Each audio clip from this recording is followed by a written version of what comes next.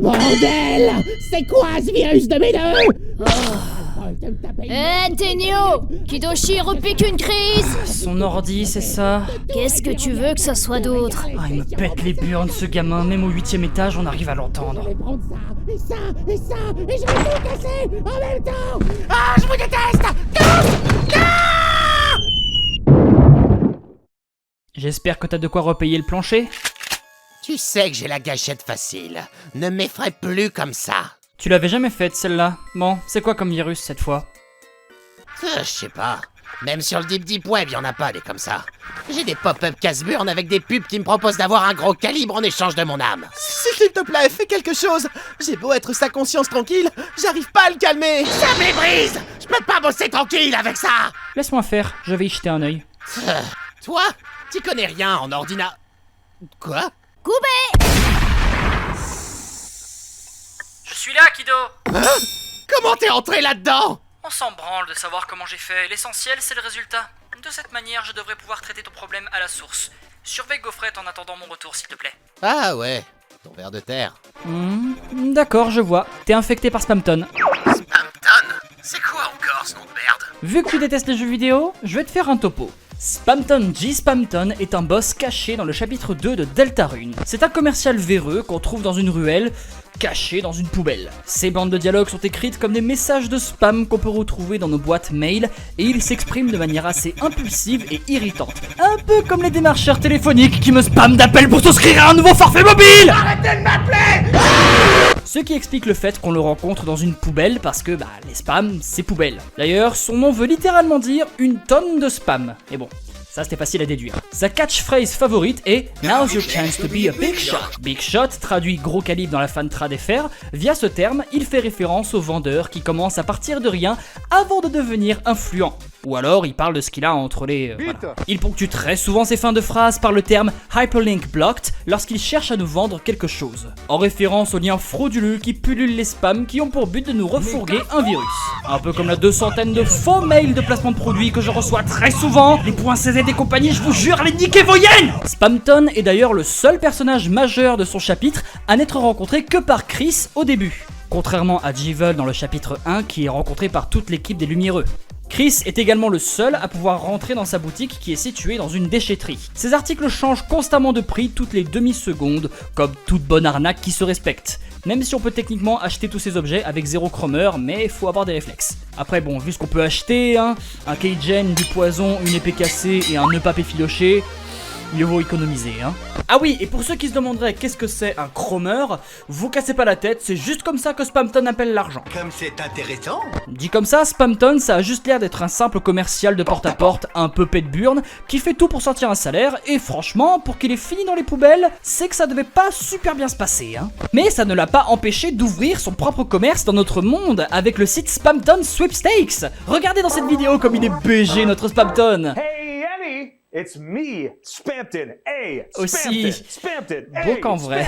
Sur ce site, on peut y trouver plusieurs articles comme des chaussettes Spamton, un verre de terre Spamton, une robe de chambre Spamton, une serviette de bain Spamton, des chaussons Spamton, un dildo Spamton, une banane ou encore un Dakimakura Spamton. On peut aussi y trouver le destin de Spamton. C'est le destin de Spam.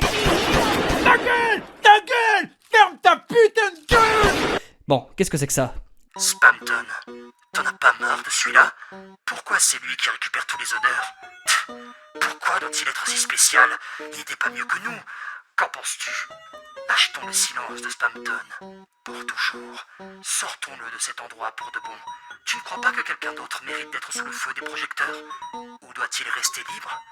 Laisse-le vivre sa belle vie. Encourage-le. Sois heureux pour lui. Après tout, en quoi sommes-nous meilleurs? Le destin de Spamton est entre nos mains. Ok, j'ai aucune idée de ce que je viens de lire, mais je pense que je vais me pencher pour le Dakimakura Spamton. C'est où qu'on achète? Ah, quel enfer. T'es vraiment attardé au point de te prendre un coussin pareil. Moi j'aime bien, vu que tu veux jamais me faire de câlin. T'as l'air documenté sur ce foutu virus. Dis-moi d'où ça vient. Et pourquoi je devrais? Je peux éteindre mon PC si tu préfères. Ok, c'est bon. On va dire que vous avez déjà joué au chapitre 2 de Deltarune, donc je vais aller directement au fait et ne pas vous faire l'affront de vous résumer absolument tout le jeu. Qu'est-ce qu'on dit? Neptunio, merci, t'es complètement zinzolibar. De rien. Par contre, je ne vais pas vous mentir, Spamton étant un personnage encore très imbu de mystère, ma synthèse future ne sera que le fruit de mon interprétation personnelle. Si jamais vous avez un avis sur Spamton qui diverge avec le mien, n'hésitez pas à me l'envoyer en commentaire, je serai ravi de les lire. Prouvez que vous êtes un gros calibre, quoi. Pardon. Avant que Chris et Suzy n'arrivent dans le monde cybernétique, Spamton était un simple spam dans une boîte mail. Après l'apparition de la Fontaine des Ténèbres, il a fini par prendre vie. Il s'est lié d'amitié avec des ex-pubans, qui sont des vendeurs ambulants comme lui. Il s'est toujours dit qu'un jour, il deviendrait ce qu'il appelle un gros calibre, quoi que ça veuille dire. Au début, son business avait du mal à démarrer, jusqu'à ce qu'il reçoive un mystérieux coup de fil d'une personne inconnue qu'il appellera Mike et qui va bizarrement lui booster sa carrière. Mike est sans doute un des personnages les plus mystérieux de tout Deltarune. Genre, on sait plus de choses sur Gaster que sur ce fameux Mike. Il n'a même pas sa propre page Wikia, c'est dire. Bref, du côté de Spamton, ça va être Stonks. Le succès va lui tomber tout cru dans le bec. Il devient extrêmement populaire et tout ça grâce à Mike, son contact inconnu. Seulement, ça ne plaira pas à ses collègues ex-pubans qui vont lui tourner le dos de jalousie, jugeant que son succès n'est pas mérité. Malgré le fait qu'il ait réussi dans la vie, ayant même une chambre dans le manoir de Queen, la reine qui règne sur le cybermonde, antagoniste principal du chapitre 2 et meilleur personnage du chapitre après Newbert d'ailleurs, il devient très vite désespéré. Son succès éphémère a tué ses relations et son métier.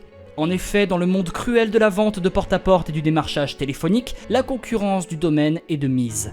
Si un vendeur fait plus de ventes qu'un autre, il ne peut esquiver l'hypocrisie des collègues qui le haïssent secrètement derrière leurs félicitations forcées. Dans ce cas de figure, les ex-pubans qui étaient des collègues de Spamton sont devenus jaloux de son succès. Est-ce que le message derrière le destin de Spamton ne serait pas une citation des ex-pubans, complotant pour faire tomber notre pantin favori? Quand son succès a pris fin, Spamton a disparu subitement sans laisser de traces.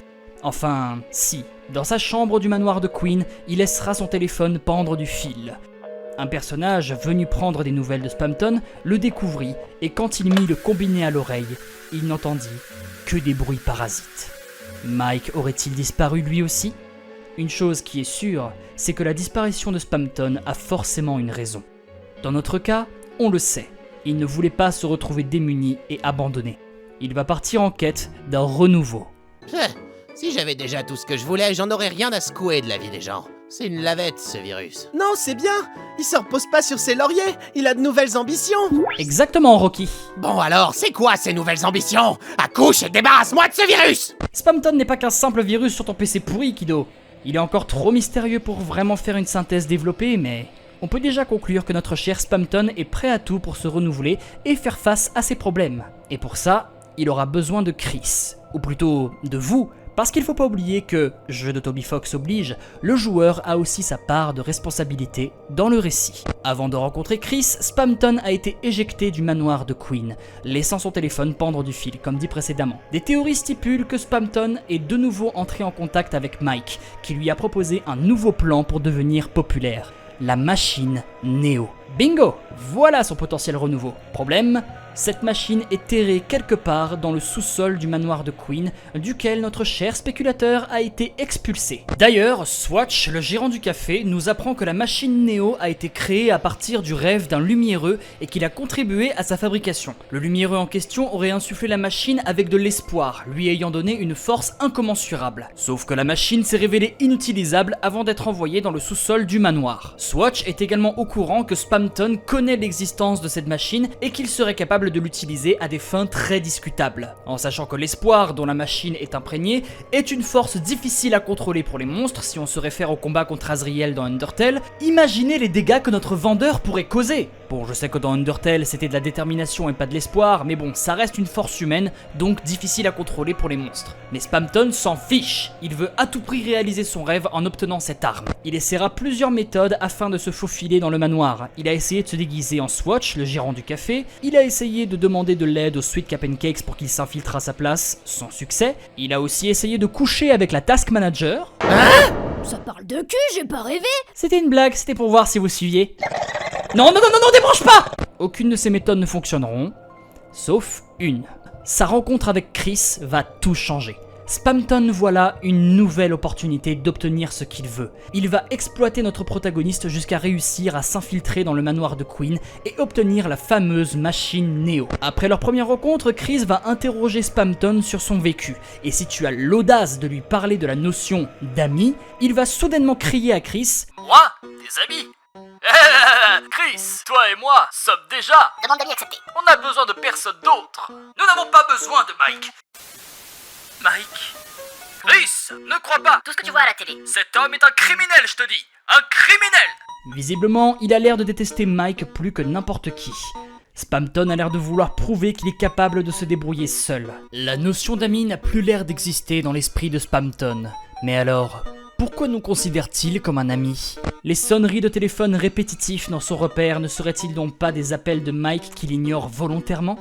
Enfin, long story short, Chris achète la clé du sous-sol du manoir de Queen à Spamton pour récupérer une disquette sur les vestiges de la machine Neo. En retournant voir Spamton après avoir passé un puzzle de réflexe de merde, ce dernier va s'infiltrer dans la disquette. Eh ben, il doit pas peser bien lourd. On rappelle qu'une disquette, ça a pas une capacité de stockage très ouf-gueudin, hein.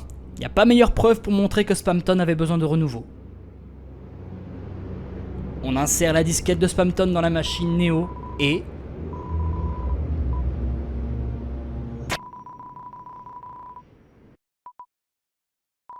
rien ne se passe. Attends, on s'est fait chier pour ça? Non.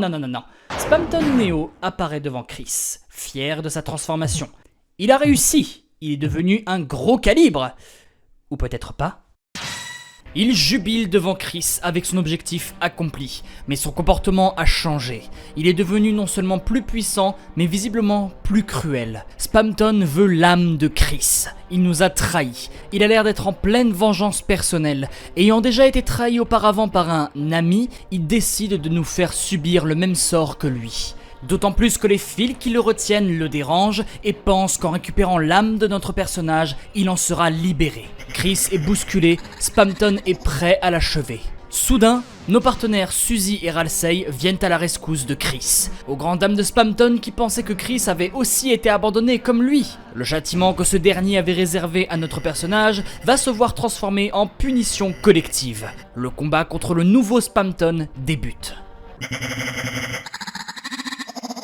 En termes d'apparence, Spamton Neo ressemble à un pantin articulé. Les fils qui le retiennent dans sa forme Neo peuvent représenter le fait d'être constamment sous l'emprise d'un fournisseur, d'un patron ou d'un client pour permettre à un vendeur de prospérer. Le combat contre Spamton Neo en pacifiste consiste à couper ses fils tout en résistant à ses attaques dévastatrices, dignes du renouveau qu'il recherchait. C'est un combat très difficile pour les lumiéreux avec un thème très cool, mais qui reste un peu plus facile que le combat contre Jevil, que d'ailleurs j'ai jamais fini. Arrivé au dernier fil à couper, Spamton était heureux d'être devenu un gros calibre. Et à ce moment précis, il réalise quelque chose. En se faisant couper ce dernier fil, il va finalement être libre et goûter à nouveau au succès, tout en savourant le fait qu'il a réussi à se faire de nouveaux et vrais amis, notion qu'il réfutait auparavant. Chris coupe le dernier fil et...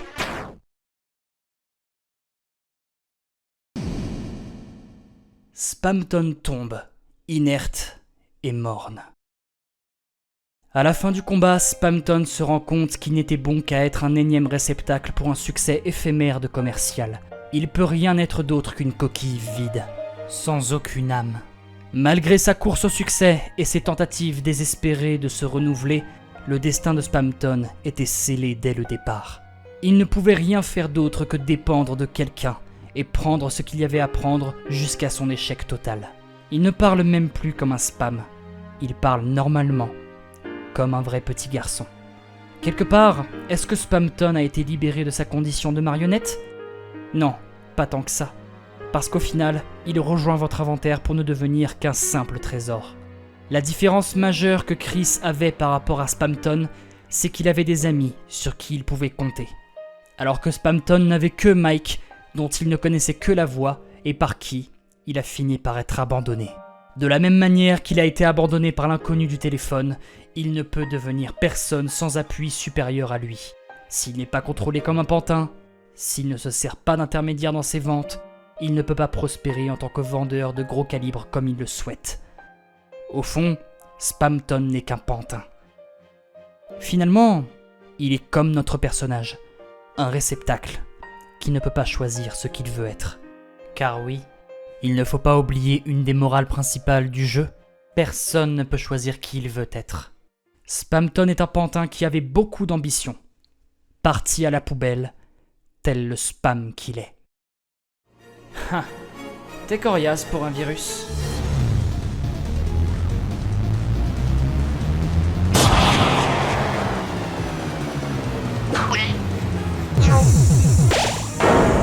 Hein? Comment elle est rentrée? C'est bien, Gaufrette. Maintenant, il est temps de faire le ménage. Coiffeur Hammer.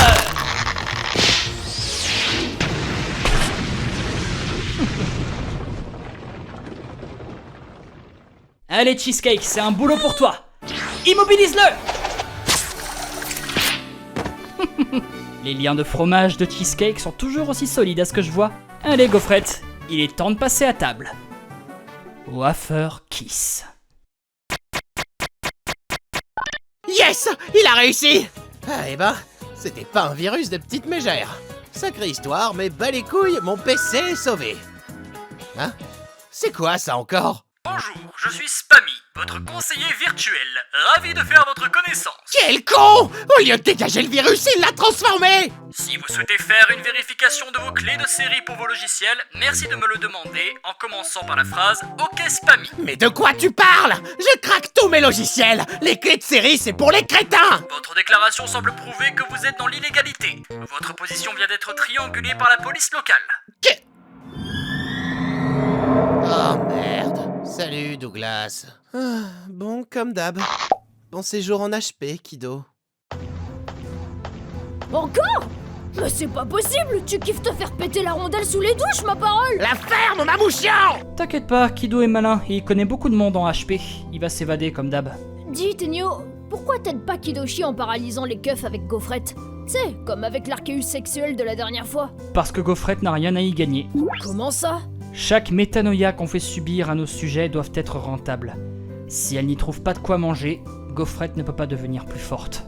Attends, elle mange quoi quand elle transforme les gens en pierre? Oh, 3 fois rien, juste son plat préféré. Les ambitions d'autrui. Des ambitions? Ouais, pour faire simple, elle est une apprentie divinité sucrée du cercle de la gourmandise.